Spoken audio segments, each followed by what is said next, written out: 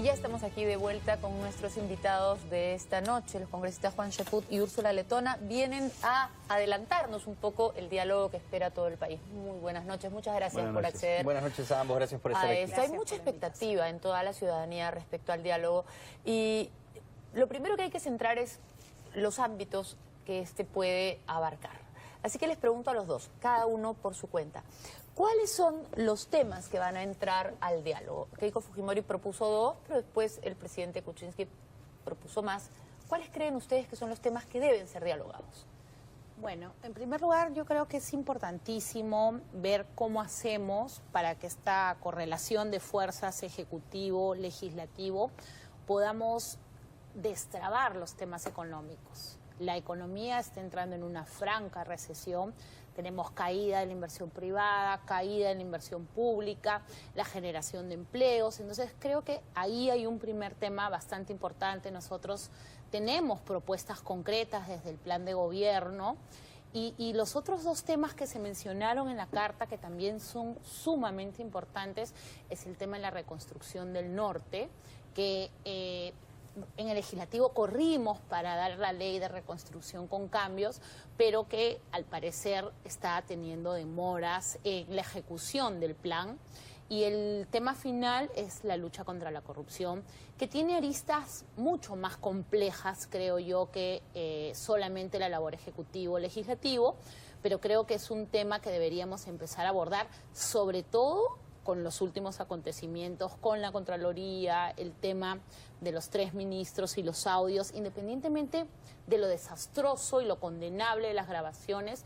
Queremos que estos hechos no se vuelvan a repetir en nuestro país, o sea, tener claro la institucionalidad de la Contraloría, hacer un cambio en el modelo de gestión, que son temas que van a redundar en beneficio del país y del futuro que vemos. Justo en Camerinos conversábamos con Juan, ese Perú que nos hablaba Sadre, ¿no? Ese Perú posible que solamente se va a dar si los políticos y en general quienes somos influenciadores y tomadores de política pública llevamos adelante. Ese ¿no? Perú posible, están tocando carne, Juan, bienvenido. No, ¿Usted qué piensa que pueden ser los temas en común en que se puedan poner de acuerdo realmente la oposición en el Congreso y en el Poder Ejecutivo? Bueno, complementando lo que ha dicho Úrsula, yo me daría por satisfecho si se logra establecer un canal de comunicación.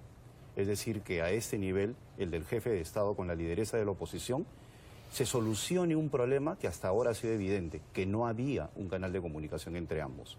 Los diálogos políticos tienen como fundamento no resolver problemas, sino identificarlos. Y ya se avanza bastante identificando qué es lo que separa a ambos, qué es lo que ha generado que al día de hoy no existe un canal de comunicación, qué es lo que en cierta medida ha generado un antagonismo que se soluciona con el diálogo. Y dicho sea de paso, diálogo y antagonismo son los pilares de la política. Cuando no hay diálogo, el antagonismo se convierte en violencia, que es lo que hemos visto en algunos momentos, y lo llamamos crispación. Y cuando existe, por otro lado, simplemente no hay antagonismo y solamente hay diálogo, eso es una conversación entre amigos.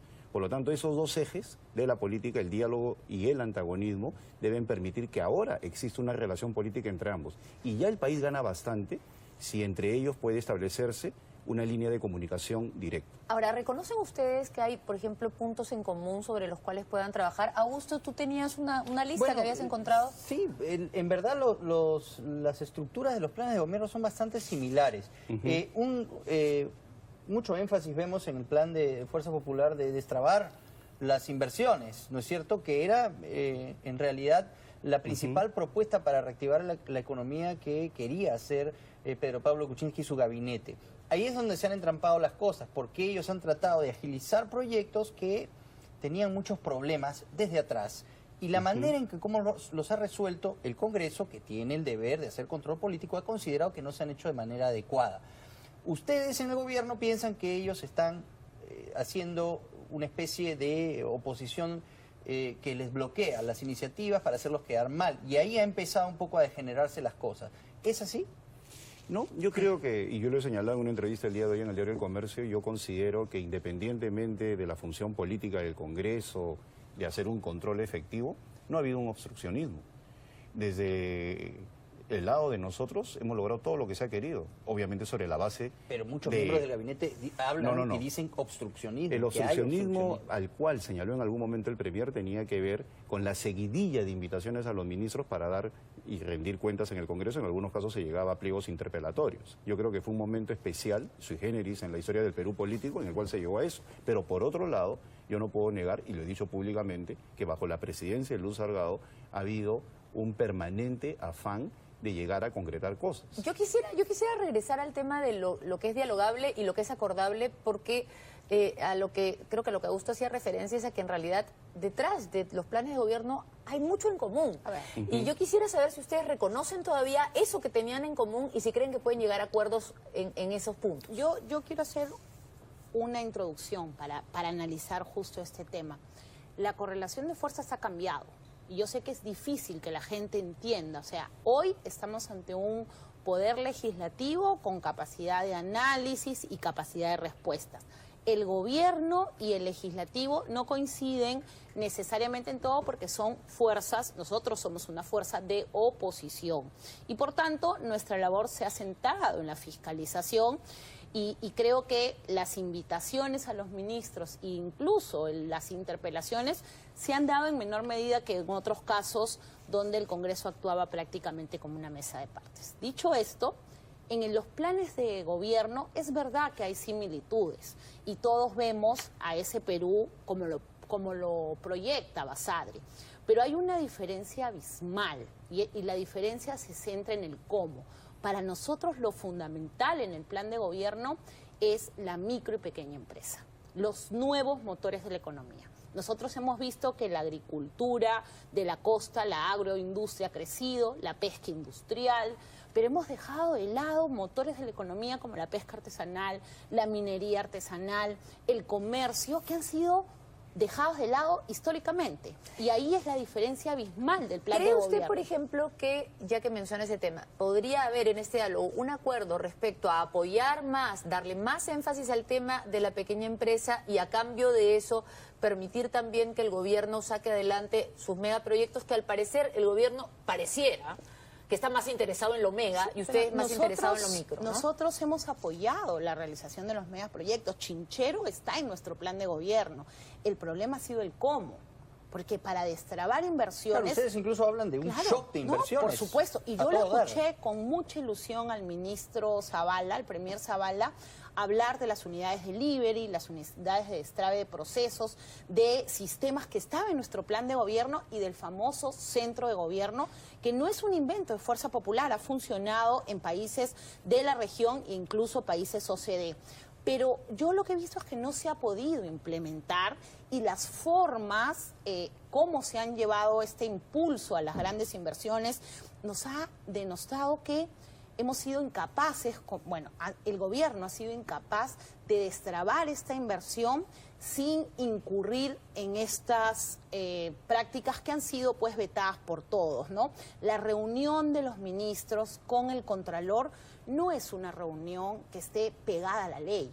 Yo entiendo la intención de los ministros de destrabar las inversiones, pero esa es una reunión estrictamente irregular. Pero hay funcionarios públicos que han declarado, o exfuncionarios públicos que han declarado que esas reuniones son habituales y que son legales. Que ese tipo de reuniones para conversar entre ministros y funcionarios y para tratar de explicar los puntos de vista de un lado y otro son no solo legales, sino habituales. Y que también se dan con congresistas. Por supuesto, pero no con el Contralor. ¿Por qué, Sol?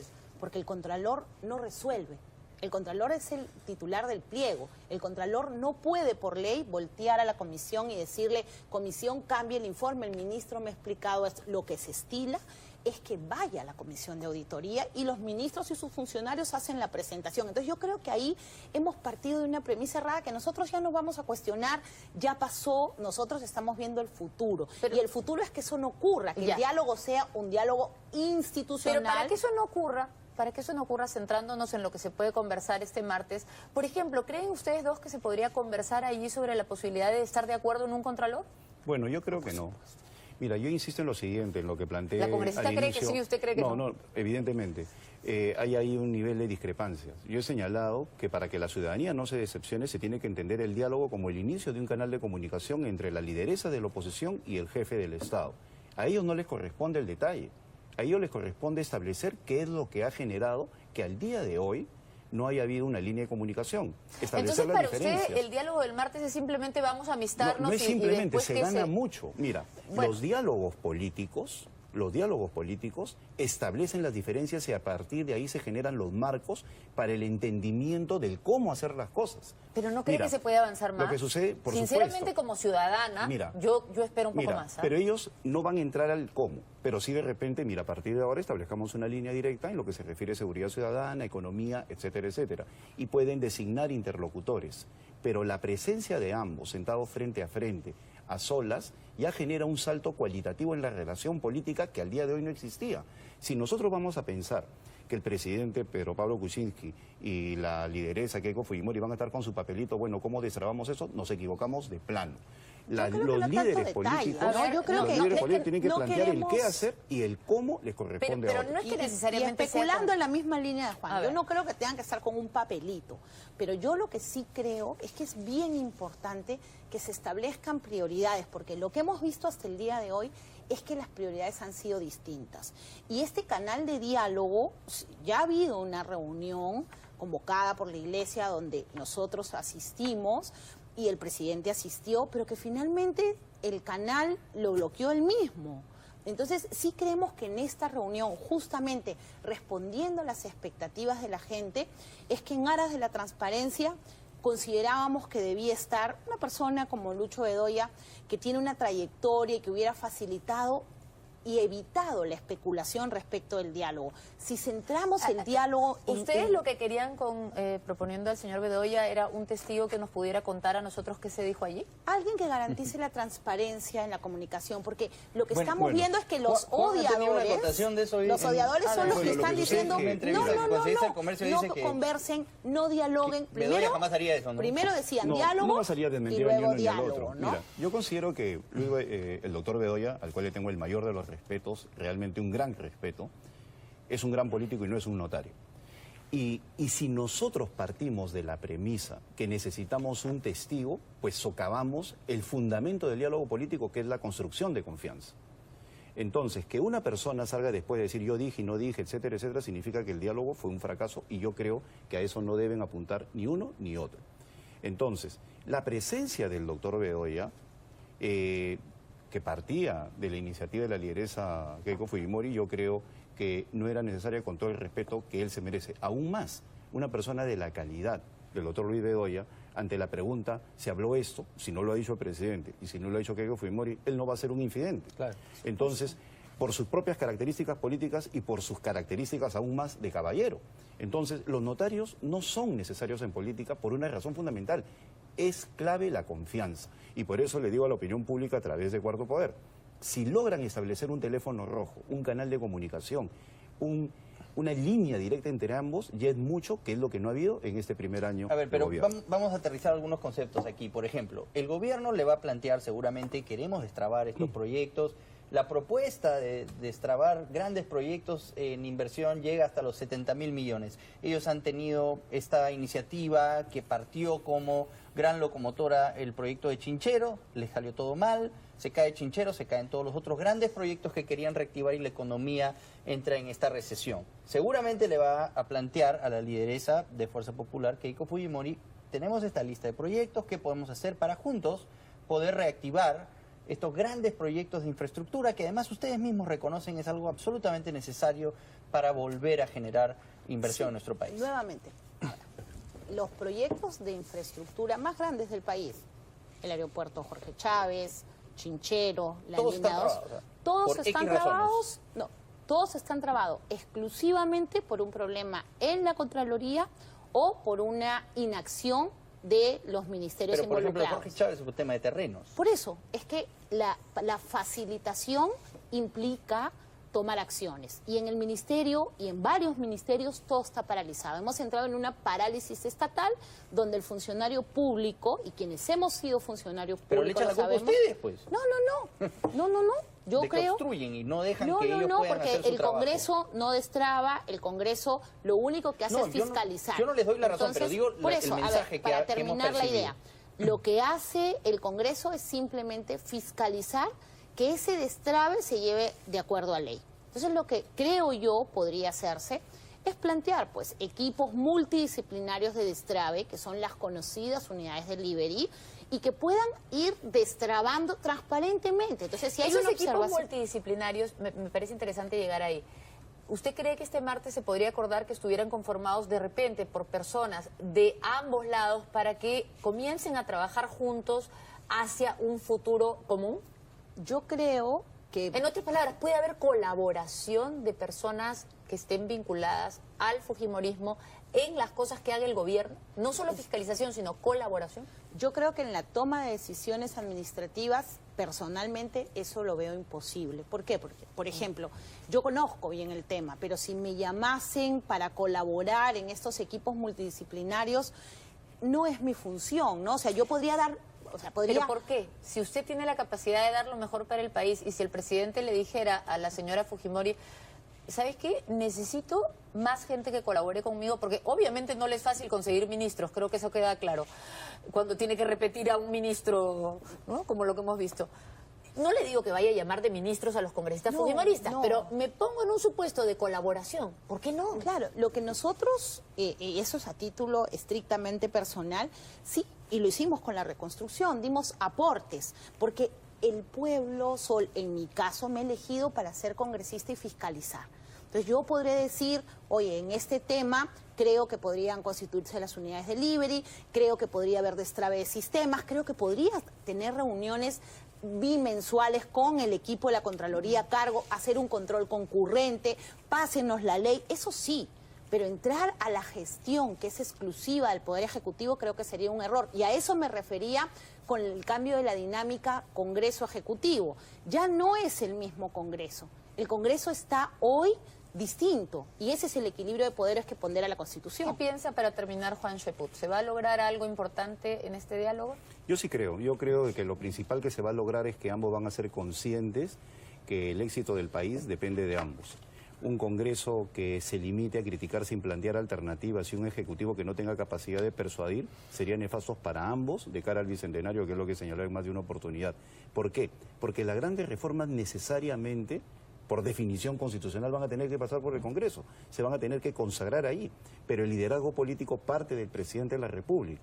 Entonces, se requiere un entendimiento al más alto nivel que decante en una agenda legislativa que incorpore las prioridades del Ejecutivo más las prioridades parlamentarias. Y como consecuencia de eso, el diálogo no significa una claudicación del control político. Nosotros necesitamos un Congreso que controle políticamente al Ejecutivo, pero también necesitamos un Ejecutivo con capacidad de persuadir, y persuadir es sinónimo de política. El político le corresponde convencer al Congreso de que ciertos lineamientos son fundamentales. Y al Congreso le corresponde fiscalizar, no participar de la gestión. Yo creo que el ejemplo del que debemos partir es ese trabajo que hicimos en la reconstrucción, donde el equipo que se designó en Fuerza Popular se quedó hasta muy tarde con el ministro Zavala y su equipo y varios congresistas. Ese es un buen ejemplo de cómo podemos trabajar en beneficio del país. Con eso nos quedamos entonces, bueno, con la esperanza de que trabajen juntos para el bien de todos. Muchas gracias por haber Les agradecemos a ambos, sí, el congresista Juan Cheput, la congresista Úrsula Letona. Miren cuánta sonrisa. ¿Sí? Sí, yo creo que sí pueden dialogar. Así es, Regresamos. Nos anticipa algo bueno. Gracias. Volvemos. Exclusivo.